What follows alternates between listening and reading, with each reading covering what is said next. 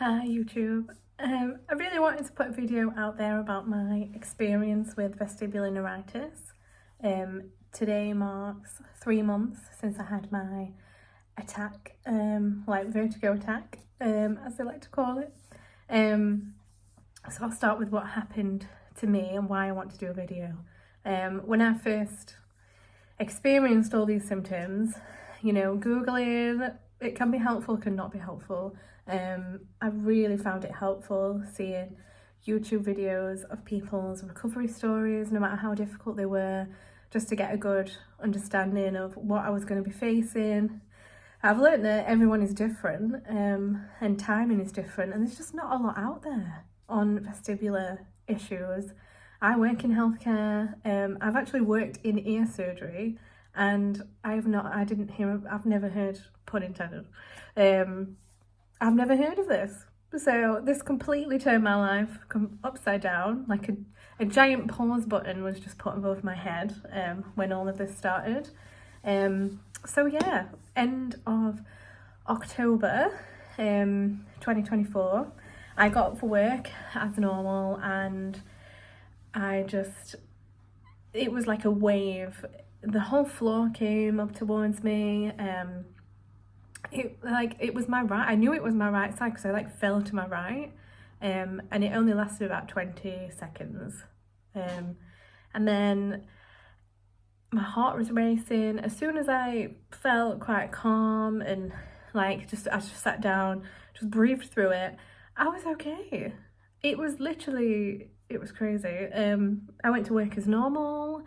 I was actually in brain surgery, and I scrubbed for a big procedure. I honestly just felt absolutely fine. I said to my husband, it's really weird, why did that happen? Oh, well, I've got low blood sugar, couldn't put my finger on it, took my blood pressure at work, it's fine. The next day, the same thing happened. So as soon as I woke up, got out of bed, and tried to walk to the bathroom, again fell to my right side, and I did actually go to work because I was working in ENT, and I just fell off all day. And that's when one of the surgeons said to me, have you thought about BPPV?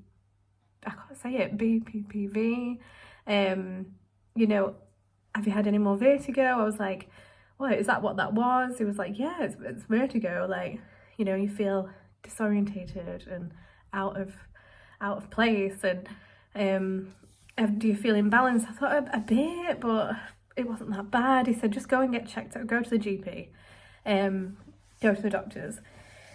So this was the Friday. I woke up and it was a completely different story. The whole room was spinning. As soon as I opened my eyes, it was a nightmare. I couldn't walk. My husband had to do everything for me. I was like, I need an appointment, I need someone to see me. I thought I was having a stroke, to be perfectly honest.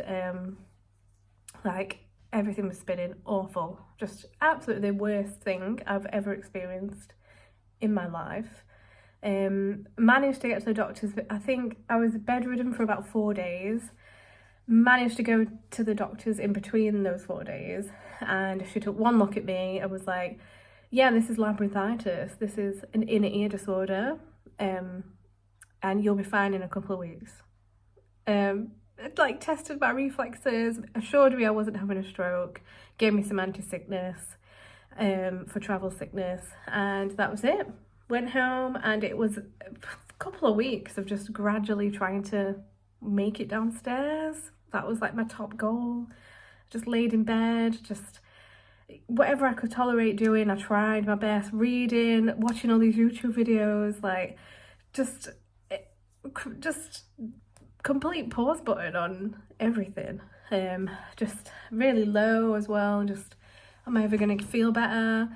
And then the more mobile I was, the more I just felt like I was on a boat, like a boat that I didn't want to get on in the first place. And the first thing I did, just out of desperation, was book private physiotherapy, and that is the best thing that I did, and I have done to date. I'm 3 months in, and I just found that the physiotherapy specialists, they are, I'm based in the UK, just so well experienced in dizziness and imbalance, and they see it quite a lot, and you realise you're not alone. There are a lot of people out there that have had this situation. Started me off on some like basic exercises, and I got to a point where I was going on walks every day. I'm not really an active person either, like shockingly, working in healthcare. I don't go to the gym, I don't really do exercise as such. So yeah, my dad, bless him, he's got his dog, and like my mum and dad taking me out on walks, not the dog. Me and the dog together, like going on our little walks, just having someone there just made me feel safe. I didn't drive for a few weeks. I stopped because I was getting visual symptoms. So like if I would like turn my head, like the image would follow, and I still do get that a little bit now. Like if I'm watching TV and I like blink or close my eyes, I can still see the image when I've closed my eyes. So that's, still working on that. The next thing I did was go and see a private ENT consultant, and again, just so experienced, like I think he was called like the king of ears. And he went through everything with me, and he said to me, the thing we need to do is a hearing test. If you've lost hearing, then it's labyrinthitis. If you haven't lost any hearing, it's vestibular neuritis. And after the test, I hadn't lost any hearing, perfect hearing, and he said it's vestibular neuritis. You've had that prolonged period of vertigo. The one thing that sets inner ear and like crystals in your ear is the length of the vertigo episode. So the longer the vertigo episode, the more likely it is that it is vestibular neuritis or labyrinthitis. So I've been going to physio. My hardest time is probably over Christmas, so we're talking like we're coming up to 2 months into this. And again, it's just like you have good days and bad days, but I think there is a period for everyone where you just feel like you're on a boat all the time, and you just think, am I ever going to feel better? Am I ever going to get back to work? Am I ever going to be able to drive again? Like, it's so scary. And I just feel like there isn't a lot of like support or like online information about vestibular problems. But I definitely had a good couple of weeks where I thought, is this it for me? Like, am I ever gonna not feel like I'm on a boat? Like, I don't want to be on this boat. Can I get off this boat now, please? So gradually things have just got better and better. I read something online from someone who had this, who said, even if you don't feel like it, every day you are getting 1% better. And that really resonated with me, because now this is like 3rd month for me. I'm doing a lot of exercise with my eyes closed to sort of take the pressure off my eyes. And yeah, it's just skyrocketed. Yes, like probably like week 12 onwards, I just don't feel like I'm on a boat. I feel good, I feel stable. I've been trying to do a lot of walking, and I've got an exercise bike now at home, and that's really helped. And also my eyes was another thing. Like, there's not a lot of literature out there about how your eyes can be impacted by this infection. But I had a full eye test, and I lost vision on my right eye, on the side that's affected. So I've got new glasses, and that's really helped. I'm back to driving. I'm going back to work soon, and I know it might be a little bit difficult, and I'm just so lucky I've got like things in place to help me. But yeah, looking up now. So thank goodness for that. Just wanted to put this out there for anyone that's struggling in the early days and just wants some reassurance. It will get better. Our brains are amazing things. They always working hard to correct anything that's gone wrong. The thing that I found difficult is there's no criteria to have this. This is just, it literally is just like you're unlucky.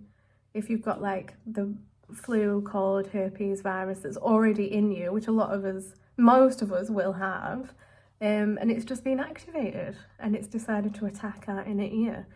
It's like the luck of the draw. And I had a period of time where I felt really scared about waking up with vertigo, but I've had to take a lot of advice from the experts.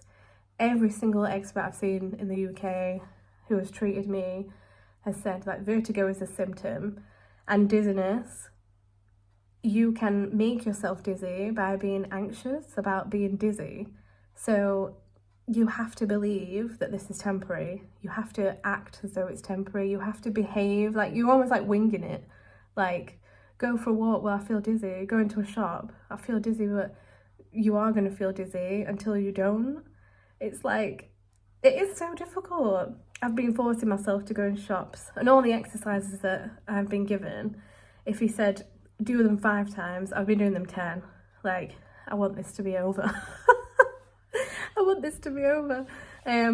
But yeah, I just wanted to put this out there for anybody that's struggling and wants just some positive news. Everything that I've read so much stuff about this, and it seems like the 3-month mark is like where people either like go back to work, or if you're lucky enough to work in a position where you can work from home, like that's even better. But you know, 3-month mark seems to be the point where people seem to pick up and sort of manage their symptoms. And if you're still dizzy, then it's got to be something else, possibly. Like, antidepressants is like a big topic around vestibular neuritis. I know it helps a lot of people. I personally have not accepted them. I was offered them, but I just don't want to go down that road if I don't need to. So I'm going to see how I get back on at work. So yeah, I just hope if you are struggling, just know that it will get better. You've got to persevere. If you have any exercises, go and see a physiotherapist, a physical therapist. They're amazing. But yeah, take care, and I might do another update in a month or so. Bye.